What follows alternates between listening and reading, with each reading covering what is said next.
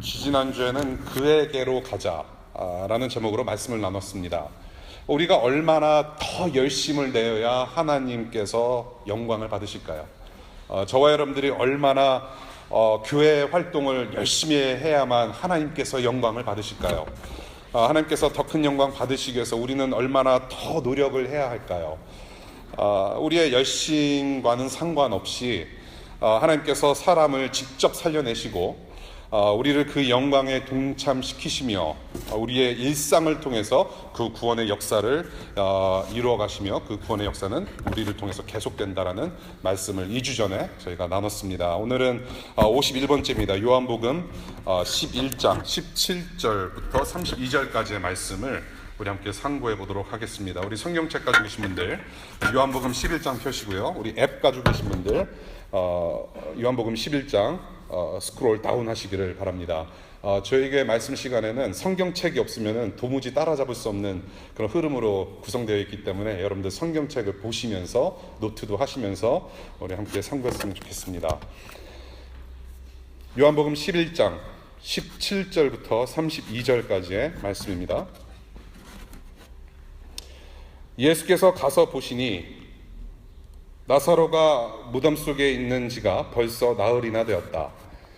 베다니는 예루살렘에서 오리가 조금 넘는 가까운 곳인데 많은 유대 사람이 그 오라버니의 일로 마르다와 마리아를 위로하러 와 있었다. 마르다는 예수께서 오신다는 말을 듣고서 맞으러 나가고 마리아는 집에 앉아 있었다. 마르다가 예수께 말하였다. 주님이 여기에 계셨더라면 내 오라버니가 죽지 아니하였을 것입니다. 그러나 이제라도 나는 주님께서 하나님께 구하시는 것은 무엇이나 하나님께서 다 이루어 주실 줄 압니다. 예수께서 마르다에게 말씀하셨다. 내 오라버니가 다시 살아날 것이다. 마르다가 예수께 말하였다. 마지막 날 부활 때에 그가 다시 살아나리라는 것은 내가 압니다. 예수께서 마르다에게 말씀하셨다. 나는 부활이요 생명이니 나를 믿는 사람은 죽어도 살고 살아서 나를 믿는 사람은 영원히 죽지 아니할 것이다. 내가 이것을 믿느냐? 마르다가 예수께 말하였다. 예, 주님은 세상에 오실 그리스도이시며 하나님의 아들이심을 내가 믿습니다. 이렇게 말한 뒤에 마르다는 가서 그 자매 마리아를 불러서 가만히 말하였다. 선생님께서 와 계시는데 너를 부르신다. 이 말을 듣고 마리아는 급히 일어나서 예수께로 갔다. 예수께서는 아직 동네에 들어가지 않으시고 마르다가 예수를 맞이하던 곳에 그냥 계셨다. 집에서 마리아와 함께 있으면서 그를 위로해 주던 유대 사람들은 마리아가 급히 일어나서 가는 것을 보고 무덤으로 가서 울려고 하는 것으로 생각하고 그를 따라갔다. 마리아는 예수께서 계신 곳으로 와서 예수님을 뵙고 그 발 아래에 엎드려서 말하였다. 주님이 여기에 계셨더라면 내 오라버니가 죽지 않았을 것입니다. 오늘 주님께서 주신 말씀입니다. 함께 기도하겠습니다. 하나님, 주님께서 오늘 주신 말씀 성령의 도움에 의지하여 들으려 합니다. 전하는 자나 듣는 자나 성령 충만케 하여 주시고 오직 이 말씀을 통하여서 우리 주 예수 그리스도의 영광만 드러날 수 있도록 그 영광만 볼 수 있도록 우리를 도와주시기를 간절히 기도합니다. 하나님, 오늘 마더스데이입니다. 우리를 낳아주신 어머니들 기억하며 감사하게 하시고 그 어머님께서 베푸신 헌신과 사랑과 눈물 기억하며 우리 하나님의 그 크심을 배우게 하시고 우리도 그 사랑 본받아 이웃을 사랑하며 우리 가족을 더욱 사랑하며 열방을 사랑하는 우리 모두가 될 수 있도록 주님 은혜 내려주시기를 기도합니다. 특별히 오늘 마더스데이지만은 진정으로 셀러브레이트 할 수 없는 우리 미혼모들이 우리 주변에 많습니다. 또한 어머니를 일찍 여의어서 정말로 어머니가 보고 싶어서 오늘 하루 우울하게 지내는 이웃들도 있습니다. 하나님, 그들을 잊지 아니하시고 주님의 사랑과 은혜와 보살핌으로 위로하여 주시고 우리 주 예수 그리스도 안에서 새 힘을 얻고 살아가는 그분들 될 수 있도록 주님 오늘 동일한 은혜 부어주시기를 간절히 기도합니다. 하나님 말씀 듣겠습니다. 주님 감사하는 마음으로 말씀 받아 먹고 이번 한 주간 한 번 사는 인생 하나님 나라 영광 위하여 살아갈 수 있도록 태워질 수 있도록 주님 인도하여 주옵소서. 예수님 이름으로 기도합니다. 아멘. 내가 만약 괴로울 때면 내가 위로해 줄게. 내가 만약 서러울 때면 내가 눈물이 되리. 어두운 밤 험한 길 걸을 때 내가 너의 등불이 되리. 허전하고 쓸쓸할 때 내가 너의 벗 되리라. 자꾸 이렇게 갑자기 노래를 하고 싶은 마음이 생겼습니다. 여러분들 잘 아시는 노래죠. 윤복희 씨께서 오래전에 부르신 여러분이란 노래입니다. 가수 에일리 아시죠? 에일리와 또 임재범 씨도 불러서 여러분이 이미 잘 알고 계시는 그런 노래입니다. 이 곡이 사랑을 받는 이유, 우리가 정말로 많이 부르게 된 이유가 무엇일까 생각해 봤을 때 바로 우리가 이런 위로에 늘 목마르기 때문이 아닌가 싶어요. 저나 여러분은 학업과 직장 또 가정생활과 여러 가지 일들로 인해서 한 주간의 삶을 마치면서 이런 위로, 이런 평안과 안식이 정말로 필요한 사람들이 아닌가 싶습니다. 인생의 여정에서 여러 절박한 상황에 부딪히며 살아가는 우리 모두에게는 정말로 순간순간 따뜻한 위로가 필요하고 힘들고 지쳐있을 때 다시 일어설 수 있는 힘의 충전이 정말로 필요합니다. 이제 우리 워싱턴 DC 한 학기 마쳤습니다. 지난 한 학기, 지난 한 주간 여러분들 정말로 수고 많으셨습니다. 얼마나 힘드셨을까요? 생각해보면 정말로 하나님께 감사하지 않을 수 없고 하나님께 기도하지 않을 수 없고 하나님의 위로가 여러분들에게 많이 풍성하게 임하시기를 바랍니다.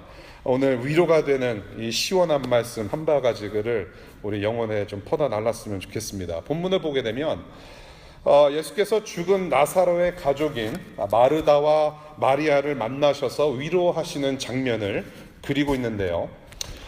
본문을 보니까 나사로가 죽어서 무덤에 들어간 지 4일이 지났다고 이야기를 합니다. 그 지역 특성상 사람이 죽으면 부패가 빨리 진행이 되기 때문에 죽자마자 장사를 지내는 것이 문화라고 합니다. 그러니까 우리가 좀 시간을 따져봤을 때 예수께서 나사로의 소식을 들으신 즈음에 나사로는 이미 죽었고 그 즉시 장사 지낸 것으로 우리가 시간 계산을 할 수가 있습니다. 본문을 보니 많은 사람들이 유가족인 마르다와 마리아에게 와서 위로한다고 합니다. 그 당시에는 이웃들이 와서 함께 곡해주기도 하고 지나가던 사람들이 초상집을 보면 함께 슬퍼해주는 그런 풍습이 있다고 합니다. 우리 민족도 마찬가지죠. 옆집에서 초상이 나면 같이 울어주고 같이 얼싸 안아주는 그런 아주 아름다운 풍습이 있습니다. 요즘 한국에는 일당을 받고 조문객이 돼서 유가족들이 외롭지 않도록 돕는 문상 문화가 있다라고 들었습니다. 이렇게 초상난 집에 우리 주님께서 드디어 오셨습니다. 우리 주님께서 마르다와 마리아를 만나시면서 내 형제 나사로가 살아날 것이다 말씀하신 후에 25절과 26절에 아주 중대한 진리를 선언하십니다. 우리 25절과 26절 보겠습니다. 나는 부활이요 생명이니 나를 믿는 사람은 죽어도 살고 살아서 나를 믿는 사람은 영원히 죽지 아니할 것이다. 내가 이것을 믿느냐? 나는 부활과 생명이다 라는 진리를 선포하십니다. 우리가 요한복음을 쭉 읽어보면서 자주 접하게 되는 표현이죠. 7번이나 이런 표현이 있습니다. 나는 뭐뭐다. 이 표현, 이 예수 자신을 표현하시는 이 표현법은 I am who I am, 나는 스스로 있는 자다라고 하시는 하나님의 그런 존재와 특질을 스스로 나타내시는 이름에서 비롯됩니다. 그래서 I am the door, 그렇죠? 우리가 잘 아는 나는 문이다.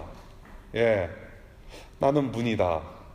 예, 이 7선언 중 하나죠. 갑자기 어떤 분이 떠오르는데요. 예, 문 대통령님. 예. 나는 문이다. 나는 선한 목자다. 나는 부활이요 생명이다. 오직 하나님께서만이 가지실 수 있는 특질입니다. 부활과 생명이다. 부활이라고 하는 것은 저와 여러분들이 잘 알고 있듯이 죽었던 자가 다시 살아나서 영원히 살게 되는 것을 의미하죠. 또한 여기서 본문에서 말하는 생명은 영원한 생명을 의미합니다. 영생. 그런데 여러분들 본문을 보시면 아시겠지만 주님께서는 내가 너희를 부활시키겠다, 내가 생명을 주겠다라고 하지 않으시고 본인 자체를 부활이라고 말씀하시고 본인 자체를 생명이라고 말씀하십니다. 그러니 부활과 생명 자체이신 능력의 주 예수 그리스도를 믿는 믿음으로 주님과 하나 되는 자들에게는 죽음에서 깨어나 영원한 생명을 누릴 수 있는 복을 누리게 될 것이다라고 하시는 것이죠. 영적으로 이미 죽어 있는 죄인들이 육체적으로 죽을 수밖에 없는 처지에 있었는데 주님께서 부활하게 해 주심으로 영생 누리게 하신다라는 것입니다. 우리는 육체적 죽음을 꼭 한 번 경험합니다. 저와 여러분들은 우리 이웃에 깔려 있는 공동묘지가 우리의 삶의 목적이 될 수가 있습니다. 그것이 우리의 종착역이 될 수가 있습니다.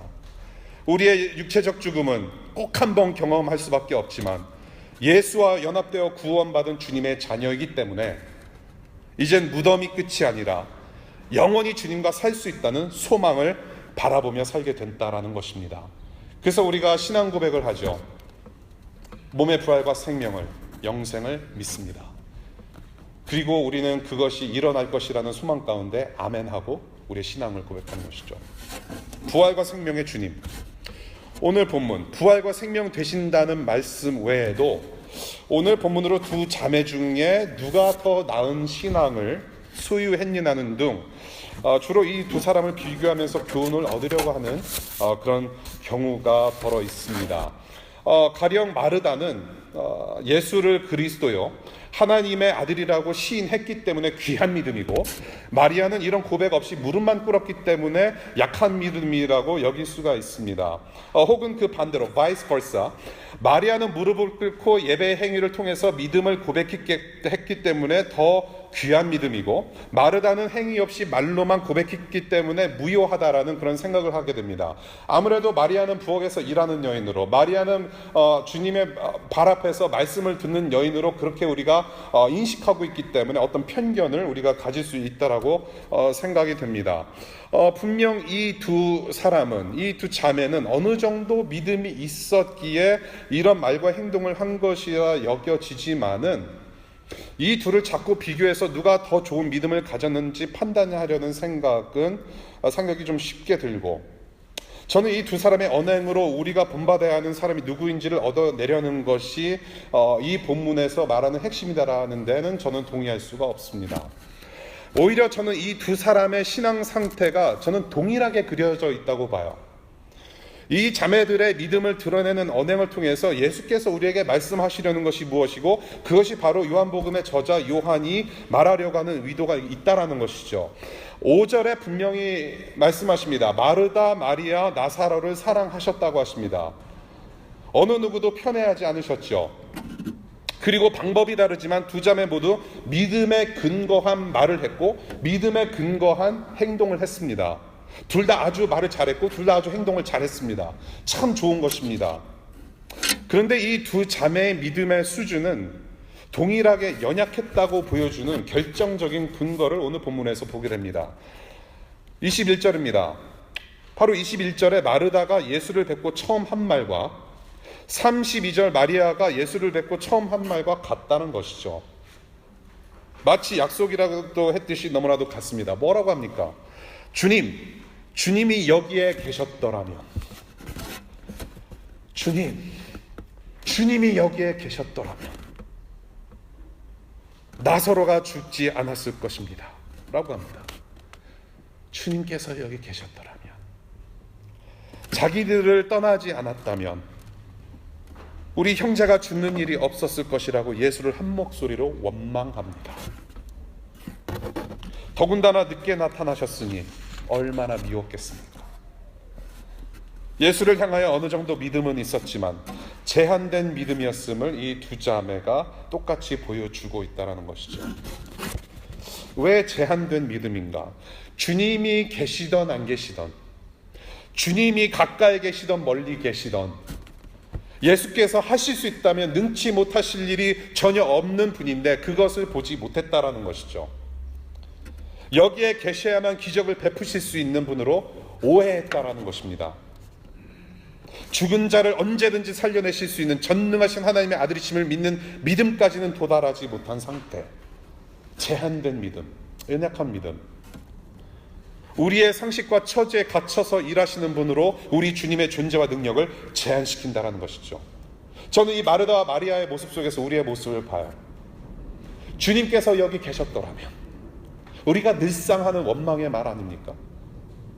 주님께서 이 시간 나와 함께 계셨더라면, 그분이 나와 함께 계셨더라면, 이러한 연약한 또한 제한된 믿음을 가진 이 두 자매에게 우리 주님은 야단치지 않으시죠.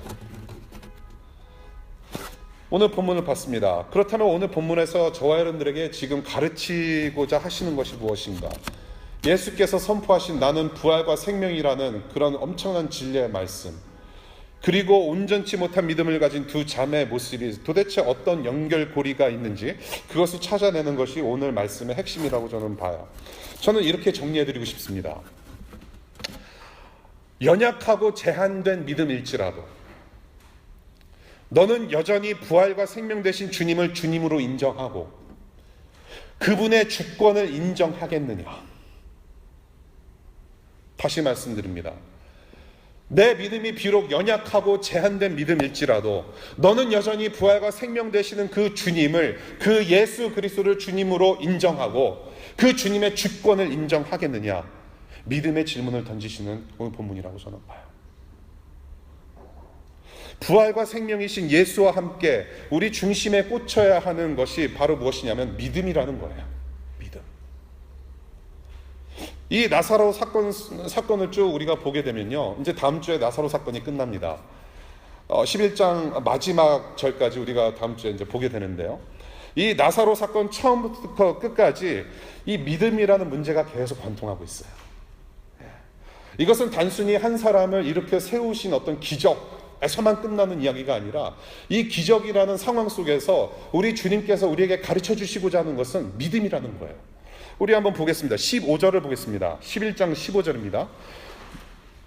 내가 거기에 있지 않은 것이 너희를 위하여 도리어 잘된 일이므로 기쁘게 생각한다. 이 일로 말미암아 너희가 믿게 될 것이다 라고 제자들에게 말씀하시는 장면이 나와요. 주님은 제자들의 믿음을 위해서 나사로에게 가자고 말씀하세요. 구원을 이루시는 주님의 사역을 통해서 하나님의 나라의 그런 영광을 너희들이 보게 될 것이다. 그 영광 보러 가자. 하나님 나라 일에 동참을 시키세요. 그리고 동참하시는 그 순간에 믿음을 얻게 하시려는 그런 주님의 의도를 보게 되는 것이죠. 그 다음에 25절과 26절 봅니다. 오늘의 본문이죠. 나를 믿는 사람은 죽어도 살고 살아서 나를 믿는 사람은 영원히 죽지 아니할 것이다. 네가 이것을 믿느냐? 네가 이것을 믿느냐? 마르다에게 질문하시는 질문, 믿느냐? 나사로의 죽음에 대하여 구차하게 변명하지 않으세요.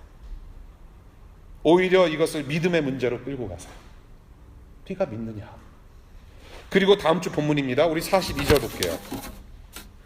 아버지께서는 언제나 내 말을 들어주신다는 것을 압니다. 그런데도 이렇게 말씀을 드리는 것은 둘러선 무리를 위해서입니다. 그들로 하여금 아버지께서 나를 보내신 것을 믿게 하려는 것입니다 라고 예수님께서 기도하시는 중에 믿음을 또한 언급하세요. 이것이 바로 나사로 사건의 핵심을 아주 간략하게 요약한 것이죠. 믿게 하려는 것이다. 믿음을 주시옵소서. 그들로 하여금 아버지께서 나를 보내신 것을 믿게 하려는 것입니다. 죽은 나사로를 일으킬 수 있는 주님이심을 너는 믿느냐?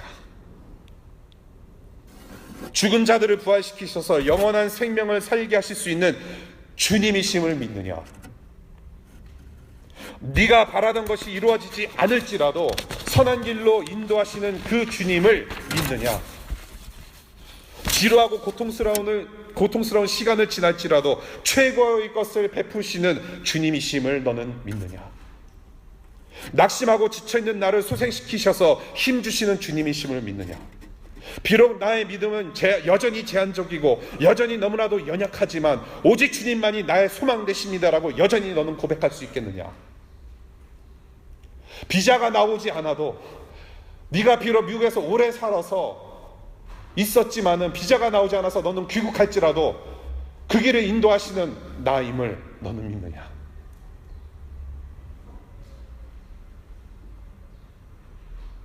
생각지도 못한 곳에서 돌발 사태가 일어나는데 내 힘으로는 도저히 감당할 수 없는 관계의 문제가 일어나는데 그럼에도 불구하고 너는 내가 너와 함께 하는 것을 믿고 있느냐?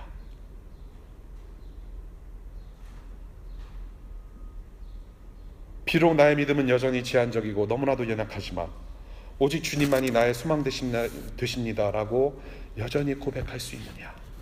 부활과 생명 되시는 그 주님, 그 주님께서 오늘 이 시간 우리와 함께 하심을 네가 정말로 믿느냐라고 질문하십니다. 부활, 영원한 생명을 인도하시는 우리 하나님의 능력입니다. 오직 우리 주 하나님만이 베푸실 수 있는 능력입니다. 그 하나님의 부활의 능력은 그냥 우리가 일반적으로 상식적으로 알고 있듯이 그저 단순히 미래에 펼쳐질 육체의 부활만을 뜻하지 않습니다. 우리가 부활이라고 한다면 주로 부활절에 많이 듣는 이야기죠. 저에게는 절기를 지키지 않습니다. 우리가 부활을 이야기했을 때 먼발치에 있는 그런 미래에 일어날 만한 일이라고 우리는 쉽게 여기죠. 우리 로마서 8장 11절 보겠습니다. 여러분들 가지고 계신 성경 로마서 8장 11절 로마서 8장 11절 우리 버전은 좀 다르지만은 우리 한 목소리로 같이 읽었으면 좋겠습니다. 시작. 예수를 죽은 사람들 가운데서 살리신 분의 영이 여러분 안에 살아계시면 그리스도를 죽은 사람들 가운데서 살리신 분께서 여러분 안에 계신 자기의 영으로 여러분의 죽을 몸도 살리실 것입니다. 예수를 살리신 그분의 영이 여러분 안에 살아계시면이라고 표현해요. 성령이죠. 하나님의 영이 여러분 가운데 살아계시며 예수를 살리신 하나님의 영이 지금 저와 여러분 안에 살아계십니다. 우리는 지금 그 부활의 영향권 아래 있는 거예요. 부활이라고 하는 것은 단순히 2000 몇 년 전에 예수께서 한번 경험하셨던 사건만이 아니라 역사적 사건뿐만이 아니라 혹은 미래에 닥쳐질 일뿐만이 아니라 이미 예수께서는 죽음에서 3일 만에 부활하셨기 때문에 그 영광의 능력이 지금 살아 숨쉬고 있는 것이죠. 그 우산 안에 우리는 있는 거예요. 그 부활의 영향권 아래 있는 것입니다. 우리는 그 부활의 영향권 아래 있어요. 우리는 지금 그 부활의 영향권 아래에서 우리는 그 일상에서 주님의 부활을 경험하게 되는 것입니다. 우리는 매일같이 그 부활을 경험해요. 그 구원을 경험하고 있어요. 그래서 부활은 미래형이 아닙니다. 부활은 현재 진행형이에요. 그 하나님의 영이 지금 우리와 살아 숨쉬고 있기 때문에 우리는 그 부활을 지금 살아가고 있어요. 그리고 우리 주님께서 다시 오시는 그 영광의 날에 우리의 육체가 부활이 돼서 우리의 영과 육체가 하나가 되어 우리 하나님의 보좌 앞에 서는 날이 분명히 있을 것이라는 얘기입니다. 부활은 미래형이 아닌 현재 진행형이에요. 연약한 믿음으로 주저앉기 쉬운 우리에게 다시금 일어나게 하셔서 또 하루를 살아내게 하시는 그 부활을 매일 매순간 경험하게 하신다라는 겁니다. 그래서 크리스천들은 정말로 힘들지만 정말로 힘들게 살아가지만 우리가 기뻐할 수 있고 우리가 힘을 낼 수 있는 이유는 무엇이냐면 그 부활의 능력이 우리와 함께 생생히 살아가고 있기 때문에 그래요. 통곡과 애통이 가득한 이 세상 가운데 살아가는 우리 주님의 백성들에게는 이 구원의 빛, 부활의 소망이라는 위로로 감싸주셔서 앞날을 살아가게 하십니다. 우리 조국은 지난 4년간 또한 지난 수개월간 힘든 시간을 보냈습니다. 그러나 다시 소생하는 우리 조국의 모습을 보게 됩니다. 불의에 쓰러진 우리 이웃들이 많습니다. 불의에 쓰러진 그 이웃들이 정의와 공의로 다시 힘차게 일어나는 부활을 맛봅니다. 저와 여러분들은 매일 잠을 잡니다. 매일 잠을 자고 아침에 깨어 일어나게 하심으로 부활을 연습하게 하십니다. 배고픔이라는 죽음을 깨우시고 밥을 먹게 하시는 부활의 기쁨도 경험하게 하십니다. 여러분이 낙심하고 힘들 때 다시금 일으켜 세워주시는 하나님께서 부활의 능력으로 이렇게 지금 너희와 함께 하고 있다. 내가 생각지도 못한, 네가 생각지도 못한 선한 길로 내가 지금 너를 데리고 간다. 일어나라. 위로하여 주십니다. 그리고 마침내 주님 다시 오시는 그 영광의 날에 부활의 찬란한 영광을 보게 하십니다. 그날이 오기까지 매일같이 죽어 사는 우리의 일상 속에서 그 부활의 능력에 동참시키십니다. 오늘도 부활을 살아가게 하시는 그 주님, 여러분 믿으십니까? 지금도 함께 살아계셔서 함께 하시는 그 임마누엘의 하나님을 여러분들 믿으십니까? 오직 예수만이 소망되십니다. 우리에게는 이 믿음이 있기 때문에 우리는 기다림이 있습니다. 기다릴 수 있습니다. 주님이 여기에 계셨더라면, 주님이 여기에 계셨더라면 의심하는 믿음이 아니라 부활의 능력으로 늘 함께 하시는 그 주님을 믿는 믿음이라면 우리는 어떤 상황 속에 있든지 우리는 기다릴 수 있습니다. 기다림의 시간, 정말로 지루하죠. 정말 똥줄이 타는 시간입니다. 기다림의 시간은 내가 지금 누구를 의지하며 지금 내가 누구를 믿고 살아가는지 점검할 수 있는 절호의 찬스입니다. 기다림의 시간은 지금 여러분들이 하나님을 바라보며 주님을 바라보며 믿음을 강화시킬 수 있는 기회입니다. 그 믿음 안에서 내가 성장하며 예수를 닮아가는 시간이 바로 기다림의 시간입니다. 폴 트립이 이런 말을 하죠. Waiting is not just about what I get at the end of the wait, but about who I become as I wait.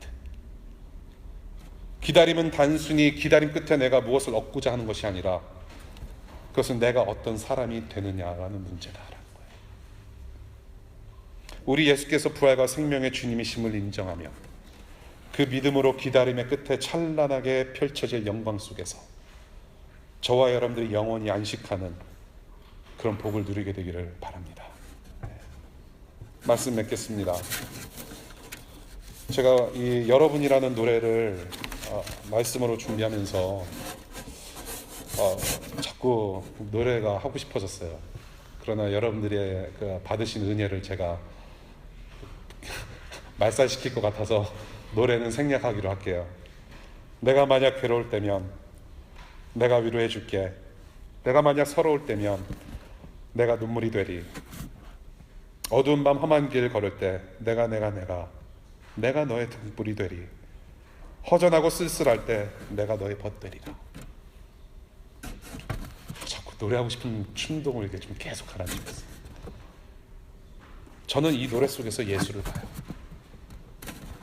위로해 주시고 눈물 되어 주시고 죄악된 이 세상의 험한 길을 걷는 우리의 등불이 되어 주시고 친구라 여겨주시는 그 예수를 저는 봐요.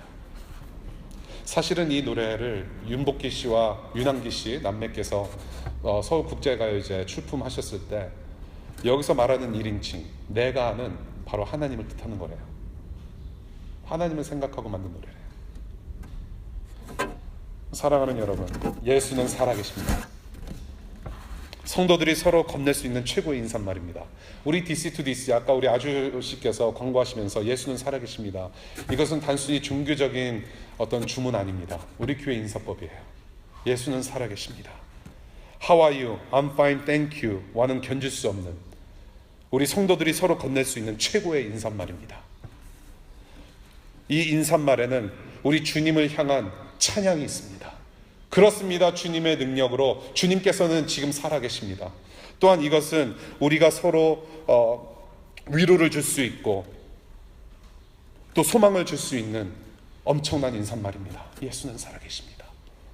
이 인사, 우리 속에서 세상을 향해 살아 숨쉬는 우리 모두의 고백이 되길 바랍니다. 예수는 살아계십니다. 예수는 살아계십니다. 오늘 우리에게 내려주시는 사랑의 복음입니다. 이 복음 주신 부활과 생명 되신 우리 주님을 이 시간 찬양합니다. 기도하겠습니다.